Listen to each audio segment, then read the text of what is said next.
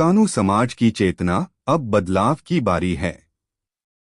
बात स्पष्ट है, अब तक राजनीतिक सत्ता में जो लोग लाभ ले रहे थे, उनमें कानू समाज की गिनती नगण्य थी।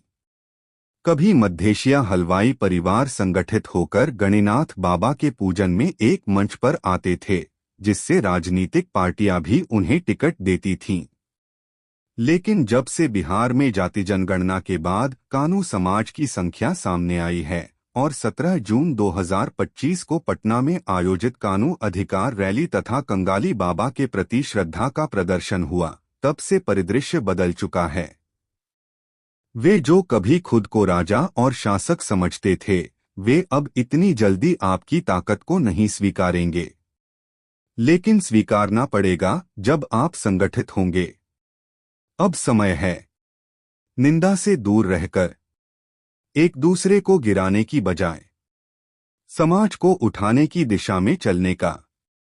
हमें सबको भरोसा दिलाना होगा कि कानू समाज कमजोर नहीं, बस जानकारी के अभाव में पीछे था। अब यह समाज जाग चुका है। न सिर्फ बिहार में बल्कि देश भर में कानू समाज के लोग अपनी ताकत को पहचानने लगे हैं। कानू समाज एक वटवृक्ष है, जिसकी सभी उपजातियां इसकी शाखाएं हैं।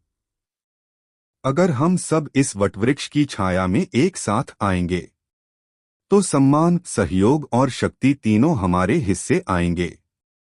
याद रखें, अन्य जातियों में भी उपजातियां हैं, पर उनमें बंटवारा नहीं है।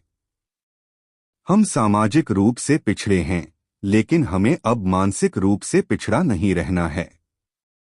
भविष्य की दिशा, सभी उपजातियां एक मंच पर आएं। सामाजिक, शैक्षिक और राजनीतिक संगठन को मजबूत करें। अपने युवाओं को दिशा दें, शिक्षा और नेतृत्व में आगे बढ़ाएं। और सबसे जरूरी, एकता, आत्मगौरव और जागरूकता के साथ समाज को आगे ले जाएं।